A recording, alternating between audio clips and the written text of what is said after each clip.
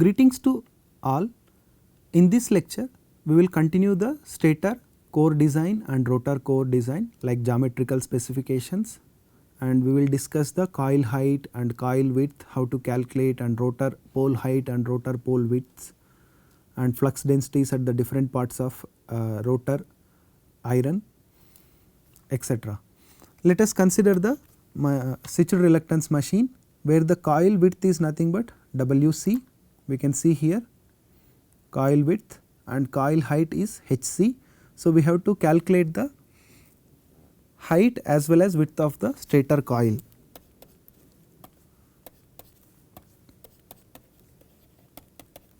Coil dimensions. The coil area is nothing but HC into WC, height into width.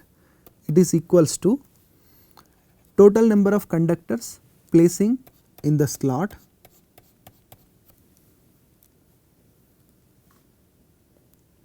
or we can represent with respect to the cross sectional area of the conductor into the number of tons placed in this area, right.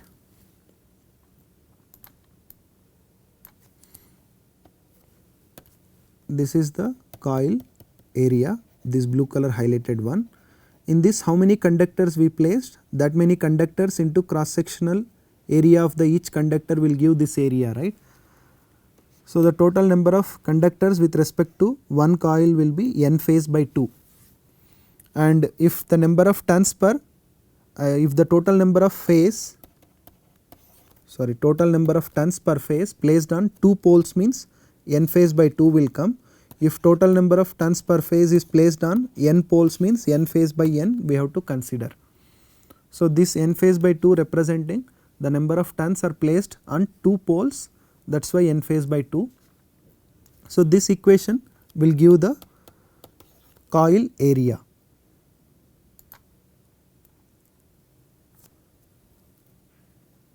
Here AC is nothing but cross sectional area of the conductor in mm square, and HC is in mm and WC also in mm, coil width. Now, with respect to the perimeter of the bore diameter in terms of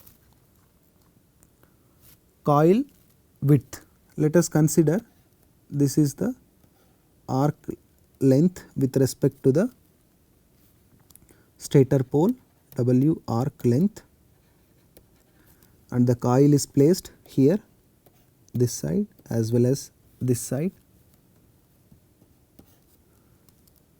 Consider here one more coil is placed with respect to the other winding, and the distance between these two coils is nothing but W CS, and WC is nothing but width of the coil. So, this is with respect to one pole and two windings, okay, that is total width with respect to one particular pole. So, if we will define the perimeter with respect to inner diameter of the stator, that is with respect to this point, with respect to the inner diameter or bore diameter, the perimeter is nothing but pi into dis is equals to number of poles into this total width, right, capital W. Capital W is nothing but total width with respect to the two coil sides and distance between two coil sides and arc length, 2 times the coil width plus distance between two coil sides plus arc length.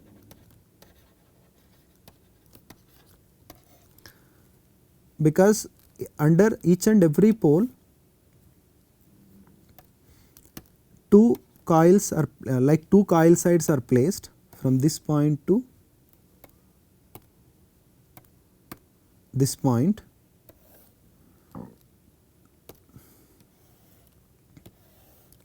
That is nothing but W. If we will consider coil placed on this side as well as this side, and this is the width between like distance between two coil sides, then this distance also will be same from this point to this point also it is capital W, because it is WC, it is W arc length, and it is also WC, and this length will be WCS. So the capital W with respect to one particular pole length will be same. So that length I am representing with respect to the perimeter. So DIS, pi into DIS is equals to number of stator poles into 2 times the coil width plus distance between two coil sides, and arc length is nothing but what? Angle into radius, right? Radius is nothing but DIS by 2. So if we will rearrange the terms, the width of the coil WC is equals to pi into DIS divided by 2 into number of stator poles minus beta S into DIS by 2. This total term will be arc length plus WCS by 2. So this is equation number 17. This equation will give the width of the stator coil. So if we will substitute this width of the stator coil in the above equation with respect to the coil area, HC into WC is equals to AC cross sectional area of the each conductor into number of turns per phase divided by 2, right. In this equation if we will substitute the WC from the equation number 17, then we will find the HC is equals to height of the coil.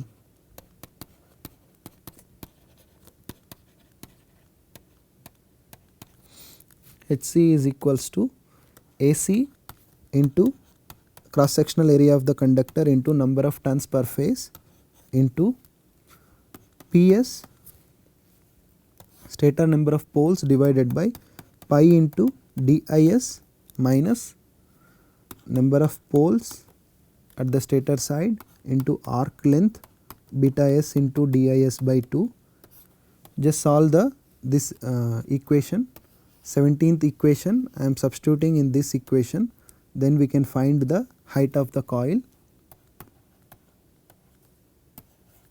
So this is the final equation to find the height of coil. And type of winding, which type of winding we are utilizing means concentrated winding.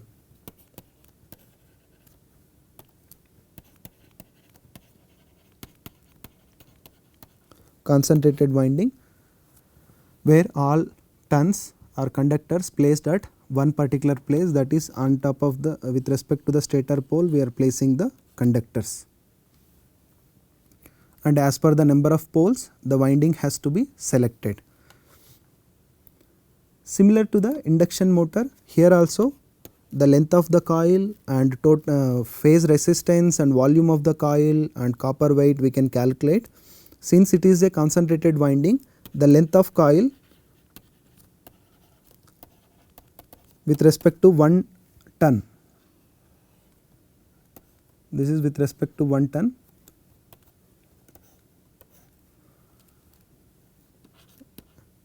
L coil with respect to 1 ton will be is equals to 2 times the length of the core plus 2 times the width of the stator pole. Here this is the width of the stator pole, right, and this is also width of the stator pole, plus 1 to 5% of stator core length we have to select, then this will give the length of 1 ton coil. This is single ton coil. So this length we can calculate in this fashion. This is LE, and this arc length we can define with respect to the width of the stator pole, and extra length I am considering on top of one other we are placing the n number of turns, right, and the straight portion which is coming outside the stator core, that will be 1 to 5% I am considering empirically.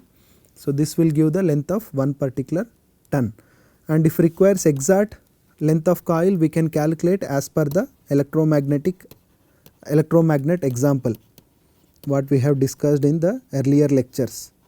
So based on the electromagnet examples we can calculate the length of coil in an accurate manner. So the total length of coil is equals to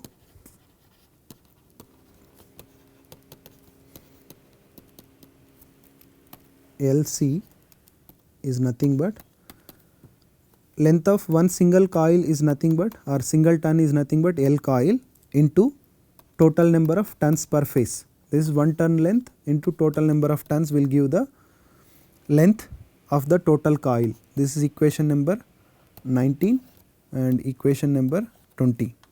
And phase resistance and volume and copper weight and other things we can calculate similar to the induction motor, like resistance rho L by A and volume L into cross sectional area of the conductor. This is L, length of the each coil or total length of the coil, and weight is nothing but density into volume into total number of phases. This will give the copper weight. And finally we have to, this equations similar to the induction motor we have to analyze, and window check we have to verify. So the total slot area to place the conductors into window factor should be greater than the 2 times the number of tons by 2 into area of cross section of each conductor, or we can represent this complete term 2 into HC into LC, because in each slot we are placing 2 coil sides, right. We can see here this side one coil side is there, this side also another coil side is there. Each coil side area is HC into WC. So 2 times the coil area we have to consider, and it should be always less than the actual slot area and window factor. The window factor will be generally 0.5 to 0.75 kW. With respect to this thing we have to verify the window check equation. And finally for stator design, what is the outer diameter of the stator, then inner diameter of the stator plus 2 times the pole height, that is DSS or slot height, and 2 times the back iron width, that is DCS, then we can get the outer diameter of the stator. The next, in order to design the rotor circuit, the air gap we have to select air gap length, that is LG. LG for small missions, small and low power applications, it is in the range of 0.18 to 0.25 mm. Again these are the empirical consideration values, and for high power applications it is 0.3 to 0.75 mm, and depends upon the power rating, type of coolant or cooling arrangement, and speed of the rotor, and magnetizing current. We have to select the length of the air gap. Next we will discuss the rotor design.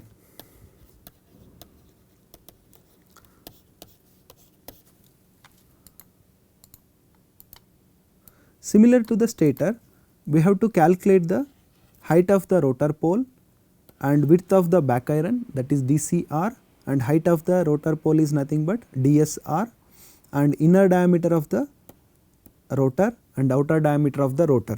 First, outer diameter of the rotor is equals to inner diameter of the stator minus 2 times the length of air gap will give the outer diameter of the rotor.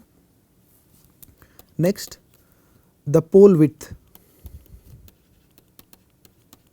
Pole width is nothing but this one,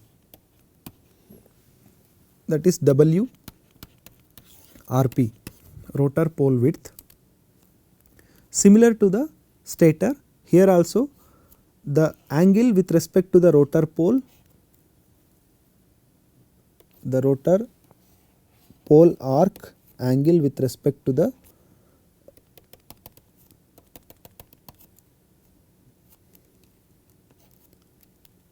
rotor is nothing but beta R.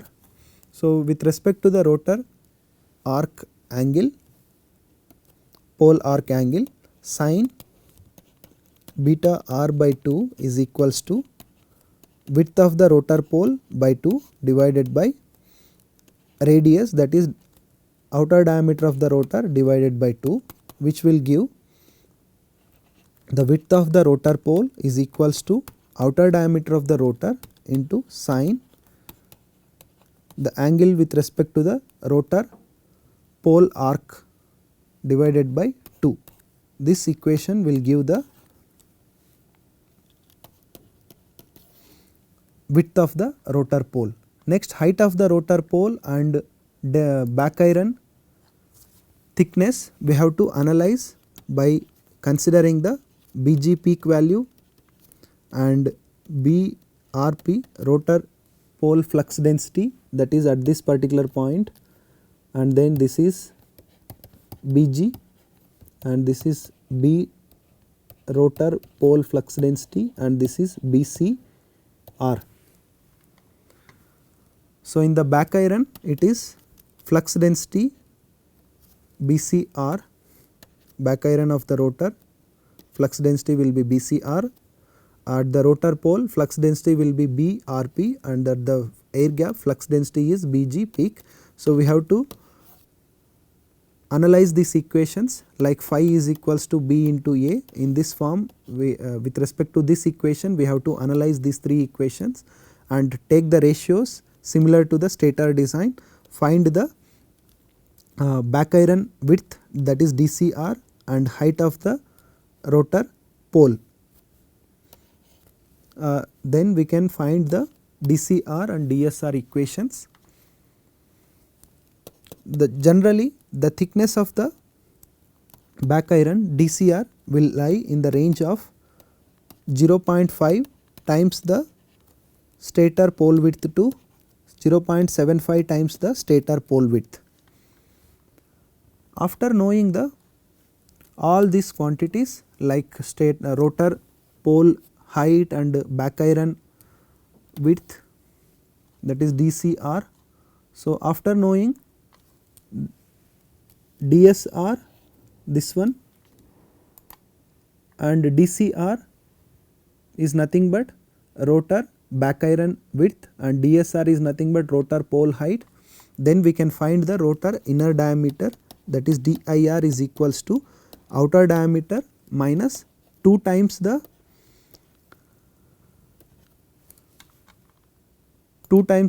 rotor pole height, that is DSR, and 2 times the rotor back iron width, that is DCR, DSR and DCR. Then we can find the inner diameter of the rotor. This is the final equation to find the inner diameter. Earlier equation, if we will solve this thing, then this equation is nothing but 27. So, finally we can find the inner diameter of the rotor. With this I am concluding this lecture. In this lecture we have discussed the rotor design like geometrical parameters like rotor pole height and pole width and back iron width and air gap, how to select air gap length. Thank you.